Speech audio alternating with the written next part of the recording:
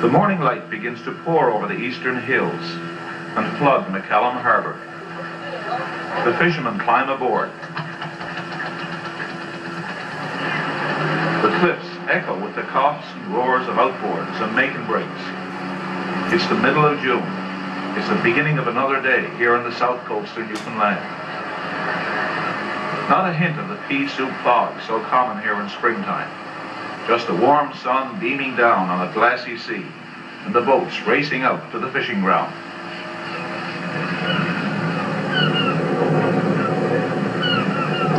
When you see a flock of gulls wheeling about and chattering over the stern of a fishing boat, you figure there's probably some fish on board.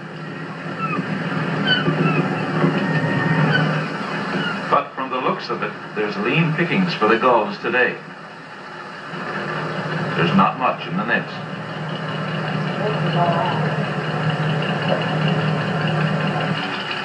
But this is not really surprising, for while June is the busiest month of the year for most Newfoundland fishermen, it's a rather slack time here on the southwest coast.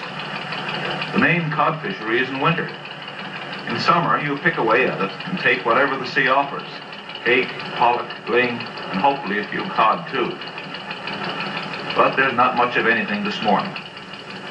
Carl Skinner had quite a mixture of fish, but added together, it was far from a day's pay for two men. Carl, you got a variety of fish there. Show me the different kinds you got. I know the codfish, of course. Oh, hell yeah, well, this is the cod here. Yeah. That's the codfish. And this is the haddock. It's the haddock. Don't get too many of them, though. Right. And this is the pollock. And we get a lot of them, this summertime, this time of year. Well, that's what we get. So, it seems like this year there's only there around. Is that right? I don't know if it's chasing or what. And the one with the whiskers? This is what we call the hake. That's the ling. The ling. It's got whiskers on the side, like. Yeah, it's the whiskers. Yeah. So that's not worth it. That's one of the small ones. How much are they worth now, the ling? That's only, we only get 6 cents. 6 and a half. That's all we get for that. And 7 and a half for pollock. So he wants more than that for every day's pay. Yeah. So you've got about 400 pounds there, which is probably only what, $30, $40? Well, it's not over $40 for sure anyway. Yeah. And that's for 2 days too. 2 days fishing. That's 2 days. Yeah. Yeah. So it's hardly worth to be at it, isn't it? Not worth it, sir. No. Well, it seems like it gets scarcer every year, you know. It's like off every year, that's what it seems like. There's too much going on out there, French draggers, cleaning it up. Don't get a chance to come into the land. But can you notice a difference though in your landings now over the past 5 years? No, we use 18 nits now. When we started, we only used 10 nits. For the same amount of fish? Well, we used to do better every then. Say 4 or 5 years ago, it's how nits we used to use. Now we got to double it, almost triple it now to get them 7 amount of fish. And so this summer, there weren't enough fish around McCallum to keep the gulls happy, let alone the fishermen. The inshore fishermen here blamed the French trawlers overfishing further offshore in the disputed waters of 3PS. Overfishing, a cry we heard wherever we went this past year. The boats returned home to McCallum, disappointed with their day's catch, concerned for the future of their families and their community. For places like McCallum depend on the fishery, and the fishery alone.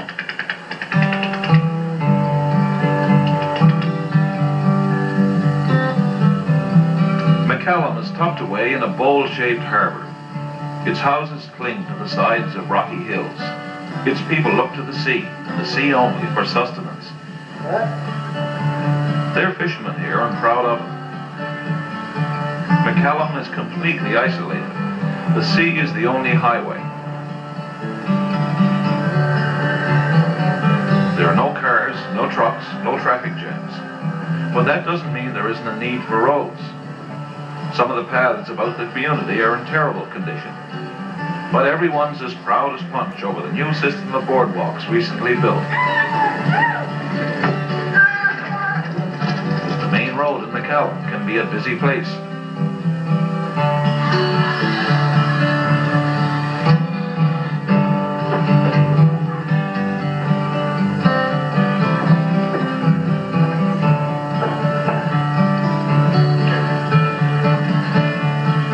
small communities on the south coast gave up the ghost years ago. The people moved away to larger centres. But not the people of McCallum. It's a remarkable little place, really. Homes huddled together on the sides of the hills, patches of soil coaxed into production.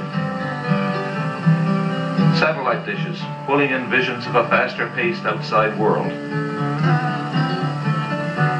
Lavinia Skinner came to McCallum years ago as a school teacher, settled down, and raised a family. Everybody's independent. They're their own person. It's most all inshore fishermen. There's a few people on draggers. And actually, when I came here teaching, and people were saying, well, you're silly to go in there because the people are going to move out. But the people were stubborn here. They could make a living here, and they said no way. They didn't want to move out. So the people stayed here, and they're still making a living here. Some years it's good. All the years they barely make ends meet, probably. But everybody's in the same boat. And when I say boat, I don't mean a pun by that. Actually, it is in a boat because we're fishermen here. Right. But like I say, everybody makes a living, and nobody goes for welfare. So why move, eh? Well, I mean, it's better to be where you can make a living and have to put up with a few inconveniences, I guess, than it is to go to a large place where you get everything in your hands, but you got to depend on the government for welfare. Everybody sooner be making their own living. Making a living here in McCallum is a bit harder these days.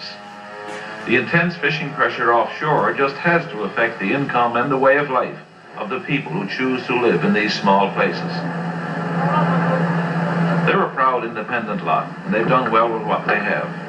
But they know the sea is their lifeline, and they feel it's being chafed away.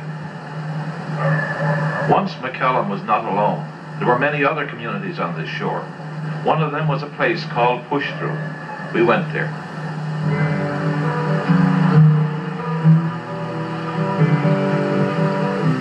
There's nothing left of Push Through now. The last of the homes have crumbled and collapsed. Not much indication that over 200 people lived here. We wandered about, found an old galvanized bucket, a rusty pot-bellied stove,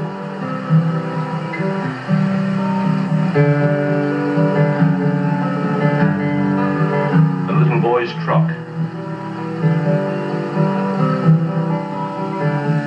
and a lonely cemetery on top of a hill. Push through. Nothing left now but these fading relics and the ever-constant murmur of the sea. Nearby, the community of Great Jervis. Yes, this is all that's left of it. The Morris family lives here. They move out here in the spring from their new home in St. Albans and stay here till November. Lobster fishing, cod fishing, trapping. This is Jack. He's the oldest. This is Brother Tom on the right, and Brother Augustine on the left. He's the skipper.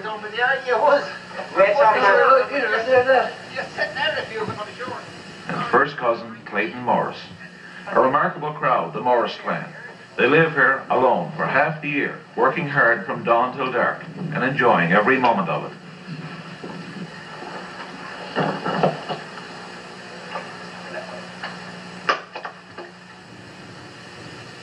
Jack, there's not a great deal of woods out right here where you're living. I suppose you got to go in the bay a bit. Have you again? Oh yeah, we got to go in the bay. There's nothing here. Nothing, only hills and cliffs.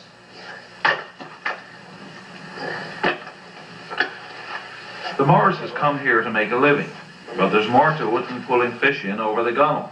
For these are men of the soil as well as of the sea. For them, going back to Great Jervis is going back to their old way of life.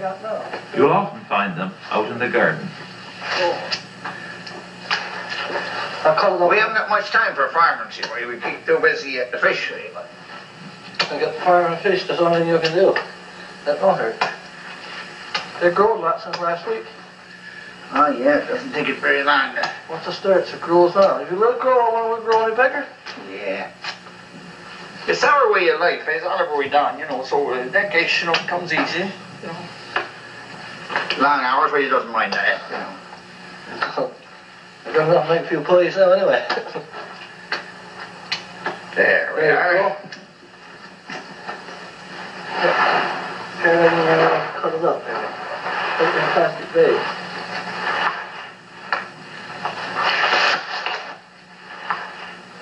This is a little garden, this is a gooseberry tree. We use that for our own work, making our own jams.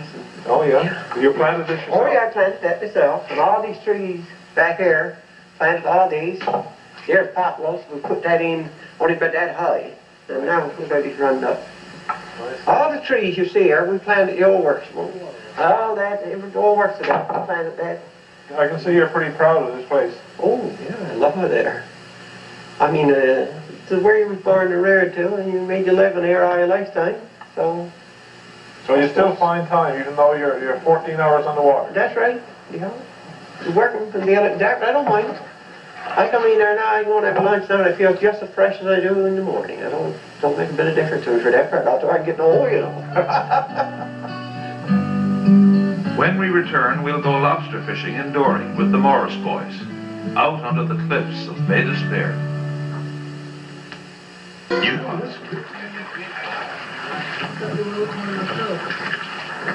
Not doing too much work this morning, All right, there's not too much to say. Lobster's getting pretty scarce, so I put it all kicked up, you know, after all the spring. Sometimes you can't get one for the other. I think we got one this time. Okay? Oh. I don't know, it could be too small, though.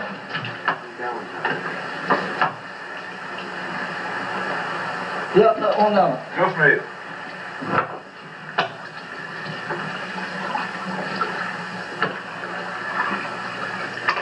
Have we got 2 and 3 pound ones on that? A lot of spawn on going through this year. Turn me around a little bit there. What's the one who wants us? I got them finished there now.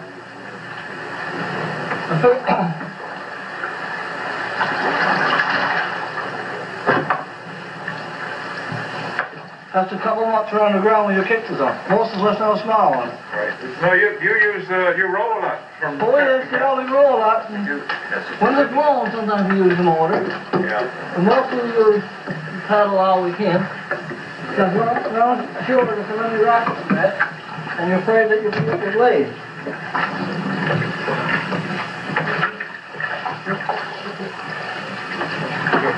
You like this life, I believe, don't you? Oh, it's okay, I guess.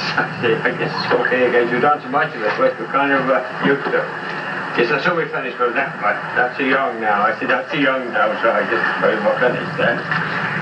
But you can still do a good day's work, though. And it's something, I suppose, Dave, but what happened, we wanted if life's not taking we found swine, we want a big day today, so we want a long day. Do you want to stand in sunshine all the time, you know? Decent little bucket one.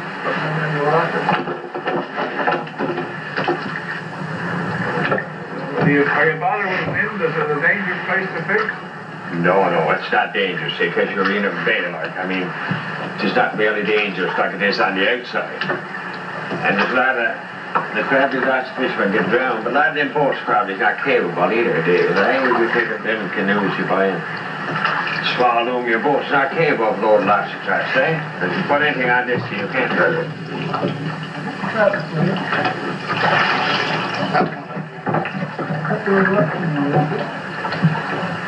Every time those doors are so heavy, it's hard to get them around the shore, see right? That's why we use the paddle most of the time. You lobster bats in here, too? Yeah, that's my brother, they use them. I guess we can start saying we'd be hungry.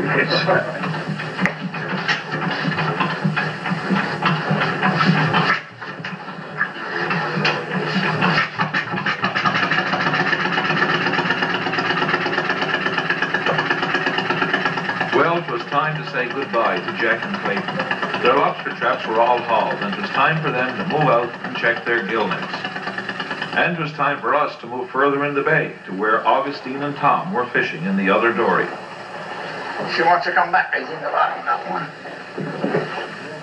Augustine and Tom usually fish together at lobster time and have more traps to haul than Clayton and Jack. From dawn till dark, they're out here, fair weather and foul, skirting the cliffs, trying to outwit the lobsters. It's hard work, but it's a life they know and love. Yeah. See, there's You got one there. 3 or 4 in that one, but they're no good, you know. Too small. Too undersized, you see that? Yeah. Seed. Well, you have to measure that one. That one is not going to make it either. And neither is that one. 3 deer. Go back to the water. Well, that's 3 for next year as well. That's the difference, what makes it good. Yeah. Yeah. I guess You didn't get no small ones, no spawning ones. If you use them for your glad next year, there wouldn't be no around.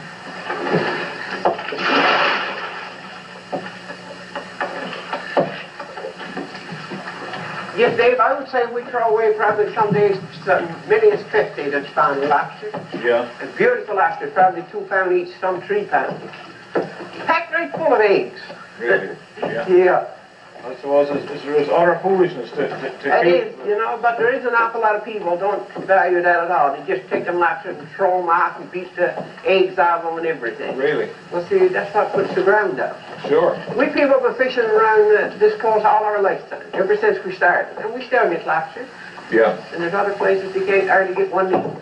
So you get just as many now as you did years ago? Oh my gosh, yes. But the same every year goes about the same way. Well, that says a lot, doesn't it? But you've got to be careful with it. Yeah. So you treat it like it's your own farm That's true. almost. That's true. We nurse them lobsters like we would a baby thing. If you got a female lobster there full of eggs, we lay her overboard back up where you won't beat no eggs out of her. Right. And that takes good care of her.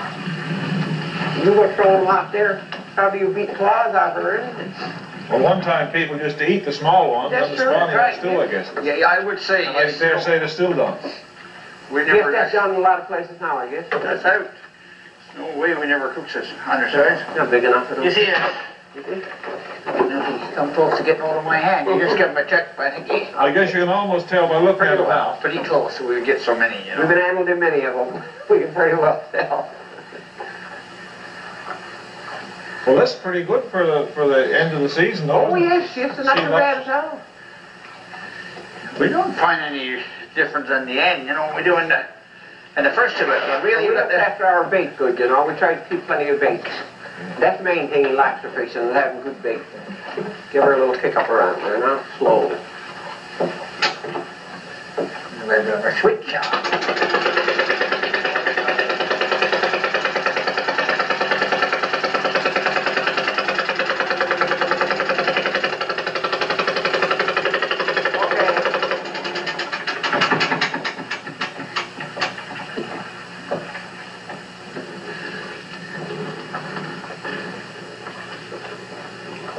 Now, how deep is the water where you catch the lobsters? Oh, spring of the year, we catch them about 8, 9 fathoms of water. But now we've moved in and fathom, 2 fathoms. Closer you can get now, the better. It's right in shoal. Never get too close when the water gets warm. And the rougher the water, the shoulder you get. I've seen traps out of water, you get lobsters in.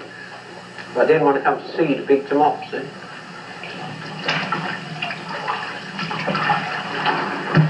Well, you're tuning that one, but it's not. Get. I think it's Ronnie. Try to look. You got it. He's spawning. This one's losing his spawn. Probably time the end of the season now. If you don't time the end of June, he could be marketing. You know. Right. See him with He's him. laying all our eggs now. There's lots What's of this them. container you got here, Tom, inside? No, is This it? herring's cut up putting that. See? Oh, it's That's the just bait that's in there for the lobster. Yeah. to protect it from the conners? Some Connor. You put in the herring bear now, and the conners will pick them right out. Next day you come back, there's nothing in the traps. How many pots do you fish? No? 250. And your brother, the other brother, They got out 100. Yeah. how many pounds of lobsters do you figure you'll have, no? Oh, we might have probably 80 pounds when the day is over. Make it probably get to 100, you know. Well, we might hook to 100, but we could do 80 anyway. So that's over $200. 100 pounds, we're $245. We get $245 pounds from them. So you really depend on the lobster fishery. That's one of your main incomes. Oh, it is. Definitely. That's our main income. So we do nothing else, we just lobster. We wait till we get lobster season over, then we go out cod. Yes. And if you're doing 2 jobs, you'll pull you up like. What's that in there? That's the sea otters that's using there. They got their babies up there, their little puppies. Really? Yeah, they got 4 or 5 puppies up there in that hill. So you see them here sometimes? Oh yes, yes, we see them there. They gets out rolling around that like cats. You ever see seen the mother otters take the bait out of our electric trap to carry ashore for the young ones, see the young ones in land life. Really? And then the old mother goes ashore with the bait she steals out of the trap and carry ashore for the young ones. Well, you call them sea otters. They spend their life here in You're the right, salt water. in the salt water all the time. Around the sea the whole time, winter and summer. One there we didn't get. No, The little one. The little one is undersized.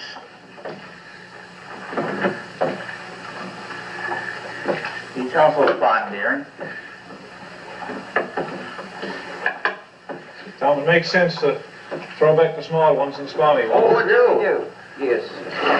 I really like it when we get a lot of spawn and small ones and that, you know. Looks better for the next season, see? It's a pretty interesting life you got out Oh, here. ever, yes. You see all kinds, you know. It's not all work. No, that's The right. time, you know, it's a lot of work, but the time nearly go fast because it's always so much to do, you know. People around Bay of Spirit wonder how you punches the time, but it's the idea you're always busy, you know. And you only got about 6 months, so. We're at it every night till 8, 9 o'clock every night, that's something.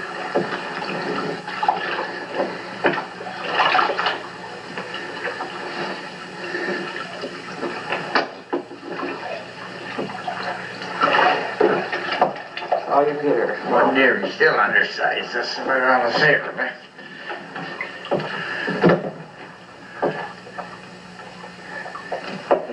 You bite your fingers too to get a chance, you know. They get no mercy.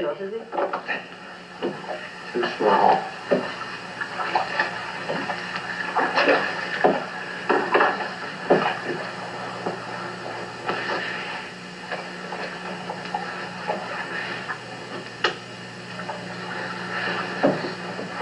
Oh my gosh, the run of the day, we throw some lobsters back. Yes. In those areas now, usually we get most of the good ones cleaned up, you know. This more or less we just chip them and say you want. Yeah, when I was 13 years old, I caught my first lobsters there. And I've been out around this ground ever since, every year. It's a good life though, Augustine. You Well, enjoy it. I liked it. I enjoyed it. I mean, you're away from home and everything like that for a while, but still I enjoyed it. I really enjoyed it. So then I one. shouldn't be working on the water and I'm good on the land anytime at all. How about you, Tom? Oh, it's good. There's one problem, we're soon going to be running out of time. So we're getting up there, ain't got no young fellas to take over. Well, you work pretty hard, but it's a healthy life too, I suppose. Oh yeah, it's good, you I know. don't feel anything anyway. I feel pretty good.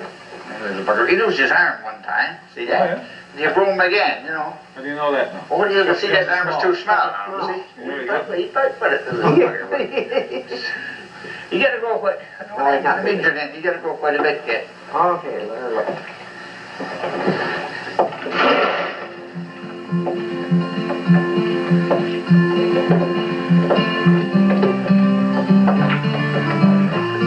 Yeah, it's coming out there.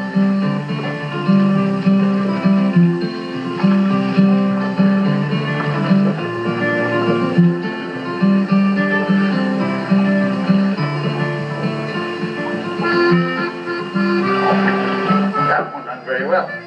You'll find how there. That one done good. You're not all spawny. Oh, but it is. You don't turn it like that, you do good. The pots were all hauled. Time to head home. Tom paused to cover the day's catch with his oilskins. I noted it was done carefully, reverently almost. And why shouldn't it be? For these lobsters are his livelihood, his fishery, his way of life.